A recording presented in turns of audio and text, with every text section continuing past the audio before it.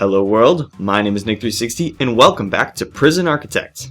In the last episode we received a large number of extra prisoners. Now we'd like to quickly build a large number of cells to accommodate these prisoners. But while we have this opportunity, I want to take advantage of this by looking at a feature of Prison Architect that can help us with this. So here we have legal, and of course this is going to require a warden, and it requires that a warden have an office. And this is going to take a while to research, but let us check if he has an office, because this person needs an office, just like this guy needs an office, your chief needs an office, your accountant needs an office. We're going to need an office. Alright, here we go. Now we have a bunch of offices. Now we got our legal researched. By legal, this unlocks a lawyer. Lawyers are really useful for a lot of things. The first thing we're obviously going to need to do is we're going to need to hire our lawyer. There we go. Now he has his nice office and he's going to hang out there. And while he's in the office, he can do some research. So going up to bureaucracy, yet again, we are going to research small cells. The cells in your prison require a certain size, but imagine if we just didn't have to worry about that size. Well, in 24 hours, we won't. We can make cells as small as possible. Now, this doesn't mean we can make one-by-one cells, kind of like we have here in Solitary. The cells still need to have a bed and a toilet in them. But this still will save us a lot of space in our prison and allow much more prisoners to come in. The quality of these cells are going to be extremely bad if we make them as small as we possibly can make them. So to offset these really crappy cells, we are going to upgrade these cells so they're above average. So more and more prisoners are going to be able to go into above average cells. This will promote prisoners behaving in order to get a nicer cell. Now as you can see here, I have 12 more prisoners than I'm able to handle. We're going to be able to increase the number of prisoners we can have. Now I'm going to start making one of these smaller cells, and I won't put the door on it or label it as a cell for now because I haven't quite researched it, but I'm going to get started while we're waiting for it to research. So like every cell, we're going to need a bed and a toilet. So we have our bed and our toilet. And there we go. We can take a clone tool, we can clone this, and we can paste it, paste it, paste it, paste it. We can just copy this. I'm going to leave this area for a shower. I want this to be facing the other way so it's symmetrical.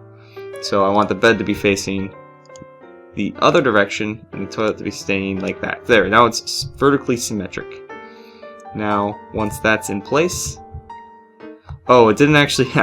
Whoops! You have to wait till it's actually built before you can copy it. So, there we go. Now I got the bed and the toilet. And likewise, I can do that, and I can repeat this here, and I can keep doing it. And if you look, 1, 2, 3, 4, 5, 6. So these are exactly the 12 cells we need. Now while we're waiting, I built these offices here, and I have this extra room here that I have. Now it just happens to be right size for another room that we can utilize to help make our workshop more efficient. This is going to be the export room. So go to EX, Exports. And we're going to put this here, and it does have to have a certain size, 1x3, but this is 2x4. So this is actually bigger than necessary. Now what does exports do? Well, as you can see here, all these license plates that have been made in our workshop is brought here to exports. And not only that, prisoners can come in here. So I'm actually going to put in an ordinary door, and I'm going to, well, that's not a door. I'm going to put in a door here so that prisoners can come in here. And when I go to deployment, I don't want the prisoners going into the ICE offices, but I do want them to be able to go into this room where the exports is. I actually don't want them in the morgue. An interesting fact about the exports room is that it's one of the rooms that the workers like to hang out when they don't have anything to do. So this is kind of a nice room to gauge how many extra workers you have. Right now it seems like I have 4 extra workers that really aren't doing that much. So I could probably get rid of 3 or 4 of them, and that would greatly help. Now one last thing before we finish the cell block is we have to get the utilities in place. We have the power, we just need the plumbing. That's going to be pretty easy, and then we're going to be putting in the showers like so. There we go, and that's going to be the showers, and then finish up this line of toilets. And there we go, this cell block will be perfect. Let's just add the shower stuff actually right away. Let's add the drain, let's add the shower heads. We need 12, so that's a bunch, and that's a bunch.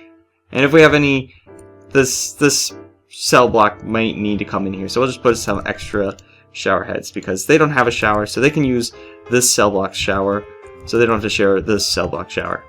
And then you just have to mark this as shower. Shower, that's not supposed to shower. Shower. There we go. That's our shower.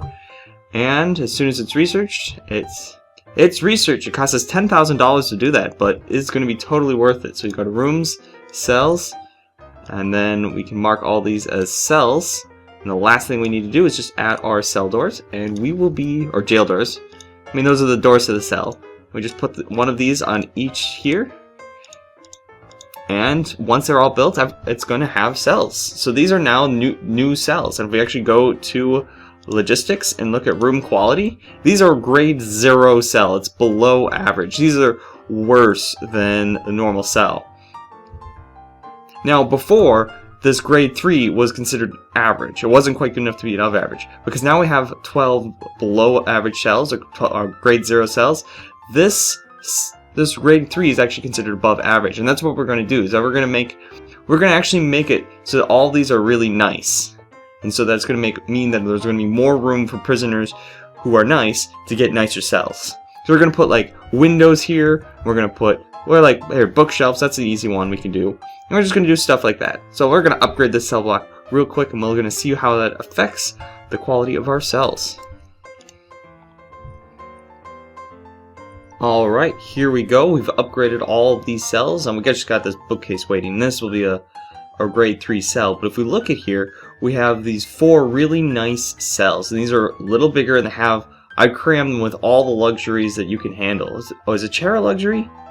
I could probably cram some chairs in here, make those even nicer cells. No, that's full. I could put a chair in there, yeah. If you're gonna have a desk, you're gonna need a chair. You don't get the chair, but you get the TV and the radio. What does this one have? Bookshelf. Anyway, you can see the difference right now by just looking at the video.